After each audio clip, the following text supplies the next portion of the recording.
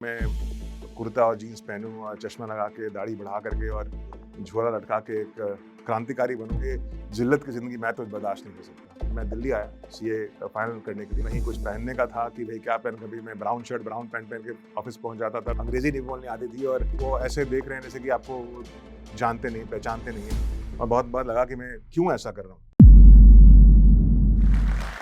मेरा नाम है प्रतीक जैन। मैं बिहार से 1993 में 18-19 साल की उम्र में दिल्ली आया था। एक डरा हुआ, हिंदी मीडियम से पढ़ा हुआ स्टूडेंट और आज मैं आपके सामने खड़ा हूँ। मैं हूँ एक चार्टर्ड अकाउंटेंट बाय क्वालिफ़िकेशन और दुनिया की एक टॉप मोस्ट फर्म में मैं काम कर रहा हूँ as as a reputed tax consultant. एक वो पटना का लड़का जो जो बहुत अंडर कॉन्फिडेंट था, जिसको हिंदी मीडियम से जिसने पढ़ाई की थी, जिसका आईआईटी में नहीं हुआ। जब वो आया तो वो लोगों से बात नहीं कर सकता था ठीक से और वो एक दुनिया की टॉप कंसल्टिंग फर्म में एक one of the youngest partner बना। आप कहाँ से आते हैं ये बहुत ज़्यादा मैटर नहीं करता, लेकिन आप कहाँ तक जाते हैं ये बहुत मैटर करता है। जैसे वो 18 साल का लड़का जो पहली बार दिल्ली आया था, डरा हुआ, सहमा हुआ,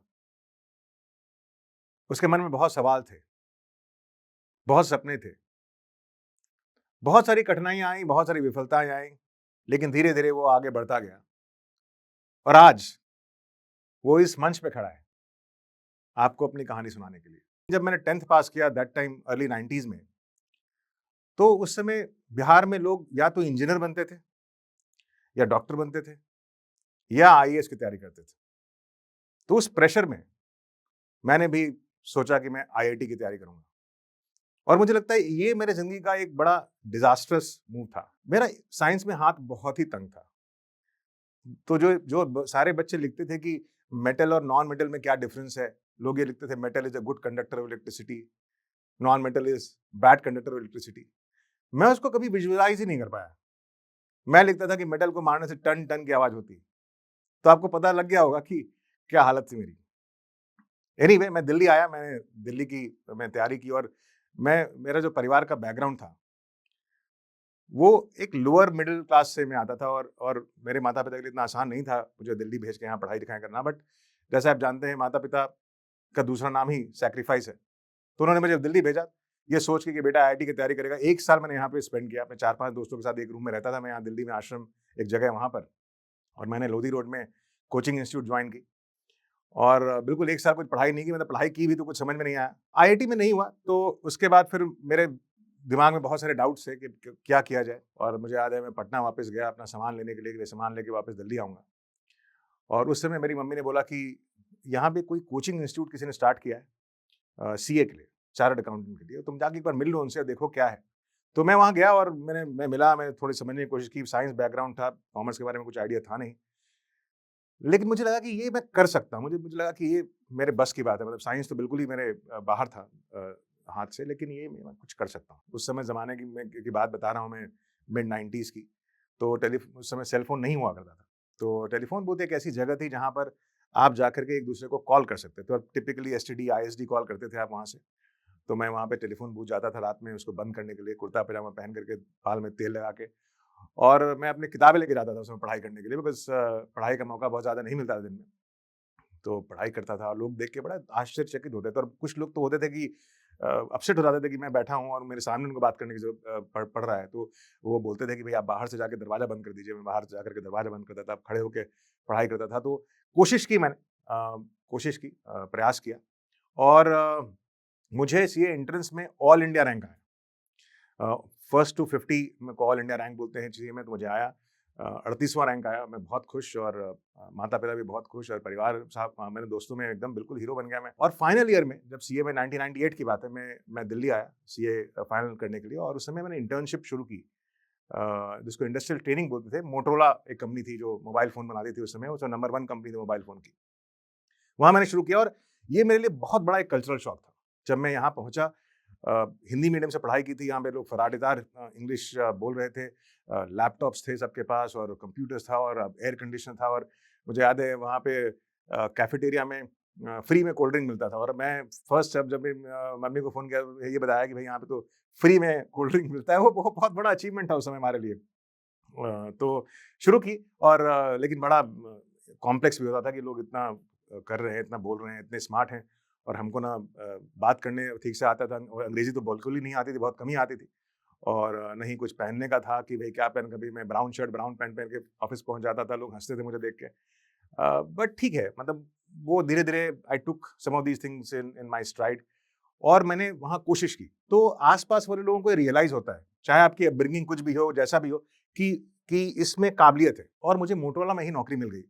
1 डेढ़ साल मैंने वहाँ काम किया और उसके बाद फिर मैंने वहाँ उस समय एक बहुत बड़ी कंसल्टिंग फर्म थी, टैक्स कंसल्टिंग फर्म, दुनिया की सबसे बड़ी कंसल्टिंग फर्म उस समय और उसमें वैकेंसी निकली थी। तो मुझे मैंने देखा कि भई मैं तो शायद मैं अप्लाई नहीं कर सकता हूँ, मुझे कोई क्वालिफ़िकेशन नहीं है। बट मेरी मम्मी ने बोला कि कोशिश करो, तो मैंने अप्लाई किया और आज मैं देखता हूँ उस ज़माने को तो मुझे लगता है कि बहुत बार अपने आप को अंडर एस्टिमेट कर लेते हैं और शायद मेरे साथ भी यही हुआ और 1 अप्रैल 2000 को मेरा इंटरव्यू था, मुझे याद है। मुझे लगा मुझे अप्रैल फूल मनाया जा रहा है। मैंने मैंने जनपद से ₹60 की शर्ट खरीदी थी उस इंटरव्यू के लिए, मुझे आज तक याद है और पतली-सी टाई मैं लगा के पहुँचा उस ऑफ़िस में और मेरा हो गया वहाँ पर और मैंने काम शुरू किया और 2 साल बाद जब मेरा डबल प्रमोशन की बात आई, तो उस समय वो फ़र्म दुनिया में ग्लोबली वो फ़र्म ही बंद हो गई। तो ऑब्वियसली मेरा डबल प्रमोशन नहीं हुआ और जिस फ़र्म में वो जाकर के दूसरे फ़र्म में उसका मर्जर हो गया। तो मैंने वहाँ पे कोशिश की, वहाँ पे स्टार्ट किया और 3-4 साल काम करने के बाद मैं दूसरी कंसल्टिंग फ़र्म में मैंने मैंने जॉइन किया और वहाँ पे 2 साल के अंदर मेरा बहुत तेज़ी से प्रमोशन हुआ और एक 2008 में जब मैं अपनी फ़र्म में पार्टनर बना तो I was one of the youngest partners at that point in time. तो जब मैं पार्टनर बना, मैं घर आया, मैंने बताया अपने माता-पिता को, वो दोनों रोने लगे उस समय और मैं आज याद करता हूँ उस टाइम को। धीरे-धीरे वो कॉर्पोरेट लैडर जिसको बोलते हैं, धीरे-धीरे बढ़ने लगा और अ, अगले 5-7 साल मेरे करियर के लिए बहुत अच्छे रहे। मैं तेज़ी से आगे बढ़ रहा था। 2016-17 में इंडिया में जीएसटी लागू हुआ, जैसे आप जानते होंगे, गुड्स एंड सर्विसेज टैक्स और उस समय क्योंकि मैं इतने बड़े फर्म में काम कर रहा था और मुझे लोग जानने लगे थे। मैं अक्सर रोज़ ही टीवी पे आता था और लोग मुझे कॉर्पोरेट सर्कल में जाने लगे और अ, मेरी गिनती देश के कुछ जाने-माने एक्सपर्ट्स में होने लगी जीएसटी को लेकर के और काफ़ी उसमें अच्छा लगा, लोग आके कॉम्प्लीमेंट देते थे।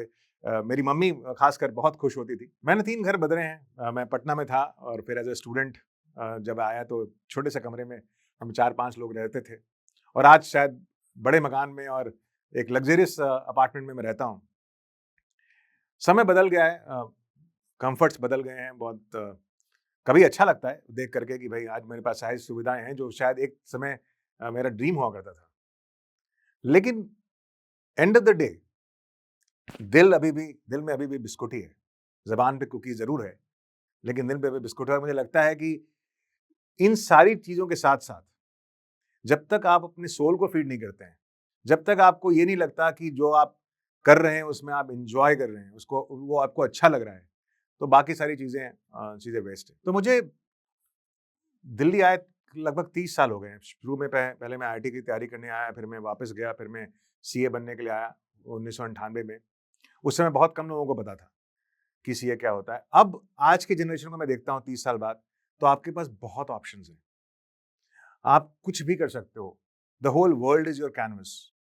आपके पास ऑफ कोर्स साइंस है, आर्ट्स है और सीए है। लेकिन उसके अलावा आपके पास और भी बहुत कुछ है, जो हमारे ज़माने में शायद नहीं होता था। तो मुझे लगता है कि आपको ये देखना चाहिए कि आपके अंदर क्या है वैसा जो जिसमें आप उसको जस्टिस कर सकते हो और आप सिर्फ़ ये सोच के सीए नहीं बने कि आप अच्छा कमाएँगे। ऑफ कोर्स वो एक इम्पोर्टेंट चीज़ है।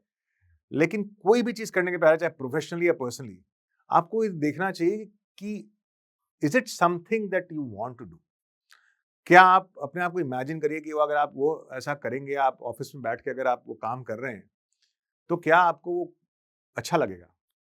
अगर आप इंजीनियर हैं, तो अगर आप शॉप फ्लोर पे काम कर रहे हैं और मशीन और कंप्यूटर्स में डील कर रहे हैं, तो क्या वो आपको अच्छा लग रहा है या अच्छा लगेगा? ये सोचना बहुत ज़रूरी है क्योंकि एक लार्ज पार्ट ऑफ आपका जो लाइफ़ है, 25, 30, 35 साल, आप उस प्रोफ़ेशन को दे रहे हैं। जनरली अगर आप सीए बनते हैं, डॉक्टर बनते हैं, इंजीनियर बनते हैं, तो तो you have to be happy, you have to feel that this is something which is meant for you. जब मैं बड़ा हो रहा था उस समय एक बहुत बड़ा फैक्टर था हमारे प्रोफेशनल लाइफ में या करियर में, उसको बोलते थे सिक्योरिटी, जॉब सिक्योरिटी।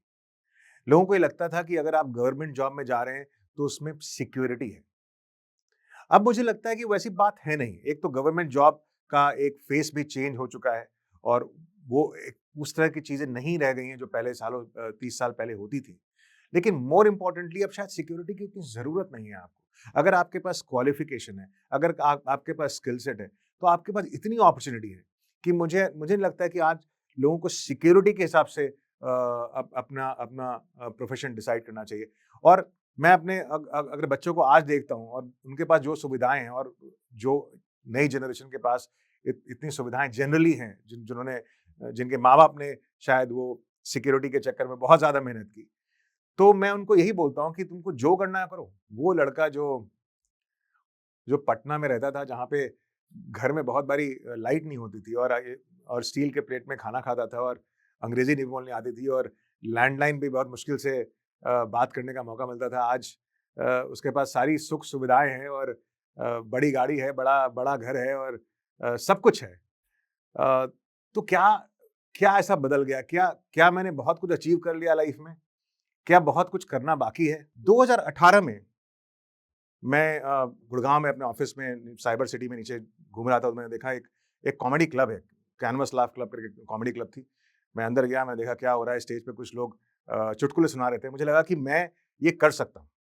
तो मैंने बोला कि कैसे ये इसमें पार्टिसिपेट कर सकते हैं? उन्होंने बोला आपको ऑडिशन देना पड़ेगा पहले। मैंने ऑडिशन दी और ऑडिशन में सिलेक्शन हुआ और फिर मैंने ओपन माइक करना शुरू किया। ओपन माइक में कुछ 8-10 लोग होते हैं ऑडियंस में और आप नए जोक्स अपने ट्राई करते हो और 4 मिनट के लिए करते हो। मुझे लगा 4 मिनट तो बड़ा आसान है, लेकिन जब पहली बार मैं स्टेज पे गया तो मुझे लगा कि 4 मिनट आर सो डिफिकल्ट। लोग ऐसे बैठते हैं और लोग एक्सपेक्टेशन से देखते हैं और बहुत लोग उस समय it has been a struggle and joy. तो स्ट्रगल क्योंकि बहुत बार ऐसा होता था कि आप स्टेज पे गए और कोई नहीं हंस रहा है आपको देखकर। वो ऐसे देख रहे हैं जैसे कि आपको जानते नहीं, पहचानते नहीं है।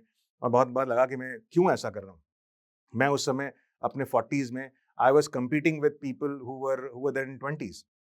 बट धीरे-धीरे कभी-कभी वो अच्छा होता था, कभी-कभी लोग हँसते थे, आके बोलते थे कि बहुत अच्छा लगा, आप आपसे बात करके, आपसे मिल करके आपने बहुत अच्छा परफॉर्म किया। तो वो धीरे-धीरे कॉन्फिडेंस आने लगा। मैं जब बिहार से आया तो मैं पार्ले जी मेरे को अच्छा लगता है, तो मैं बिस्कुट बोलता था पार्ले जी को। यहाँ पे लोग, मैं द्वारका में रहता था पहले, बिस्किट बोलते थे। By the time I shifted to Gurgaon, I learn how to speak biscuit.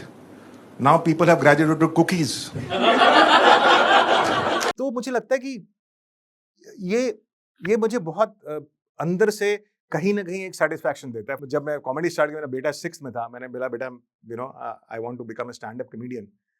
तो मेरे को बोलता है कि पापा आप 4 साल रुक जाओ, ये और 10th के बाद मुझे कहीं बाहर भेज देना, ये जिल्लत की जिंदगी मैं तो बर्दाश्त नहीं कर सकता। And obviously your family doesn't like it because you are intruding on their time. आप उसके टाइम में आप बाहर कर रहे हो, आपकी जॉब डिमांडिंग है, आप घर आते हैं लेट और उसके बाद आप कहीं बाहर जाके परफॉर्म कर रहे हैं, तो ऑब्वियसली लोगों को पसंद नहीं आता। लेकिन धीरे धीरे वो चेंज होने लगा। आज मेरे बेटे के फ्रेंड्स हैं, वो मुझे इंस्टाग्राम पे फॉलो करते हैं, वो मेरे शोज में कभी आते हैं, मुझे बहुत अच्छा लगता है। मैं उनके बारे में कुछ जोक्स करता हूँ, अपने बेटे के बारे में जोक्स करता हूँ। तो ये थी मेरी लाइफ की जर्नी। बहुत बार ऐसा होता है, मैं बहुत बार सोचता हूँ कि क्या मैं अपने पैशन को फॉलो कर पाऊंगा, क्या मैं इस पैशन को और आगे ले जा पाऊंगा, क्या मैं इस पैशन को प्रोफेशन बना पाऊंगा, क्या लोग मुझे जानेंगे, क्या मैं वायरल हो जाऊंगा, क्या लोग मुझे पहचानेंगे मैं जब सड़क पर निकलता हूं, क्या लोग मेरे साथ सेल्फी खींचेंगे। मुझे नहीं पता। आज मैं इंस्टाग्राम पे बहुत लोग मुझे अप्रिशिएट करते हैं, लेकिन बहुत लोग मुझे कमेंट्स ऐसे करते हैं और कुछ लोग तो करते हैं जो आप हंसते हो उसको देख के। मुझे किसी ने ये लिखा अभी रिसेंटली कि सर आप बहुत अच्छा कर रहे हो, आप करते रहिए, you will become amazing soon. But sir एक बात याद रखना, this is a manifestation of mid age crisis. तो मजा कितना भी आ रहा हो, नौकरी मत छोड़ना। तो that was one very good advice. I said बड़ी what advice that you have given. बहुत सारे लोग लिखते हैं कि आप बिहार से हैं, बहुत अच्छा लगा कि बिहार के लोग अपना पैशन फॉलो कर रहे हैं। और अगर कोई भी ये सोचता है कि it's too late for you to start, तो मेरा तो यही मैसेज है कि it's never too late to start. It's never, there is never a wrong time to do the right thing. You have only one life, and last 2-3 years have taught you कि this life is so fragile. किसी को पता नहीं कल क्या होने वाला. तो इस बारे में आप बहुत ज़्यादा नहीं सोचिए कि लोग क्या कहेंगे, कर पाएंगे कि नहीं कर पाएंगे. 15 साल 20 साल बाद जब मैं अपनी ऑटोबायोग्राफी लिखूंगा तो मैं I am okay to write कि मैंने कोशिश की और विफल हुआ, but I will be very sad अगर मुझे ये लिखना पड़ा कि मैंने डर के मारे कोशिश ही नहीं की. तो इस जोश टॉक के मंच से अगर मुझे अपनी जिंदगी के बारे में 2-3 बातें जो ऐसी हैं जो मैं बता सकता हूं, तो वो क्या बातें होंगी? पहली, please follow your passion. Do whatever you are good at. काम आप करते रहेंगे, काम आप जिंदगी भर करेंगे, लेकिन काम के अलावा कुछ एक जरूर ऐसी चीज होनी चाहिए that you look forward to doing. कुछ ऐसा होना चाहिए जो आप अपने लिए करते हैं, तो जरूर अपना पैशन फॉलो करें.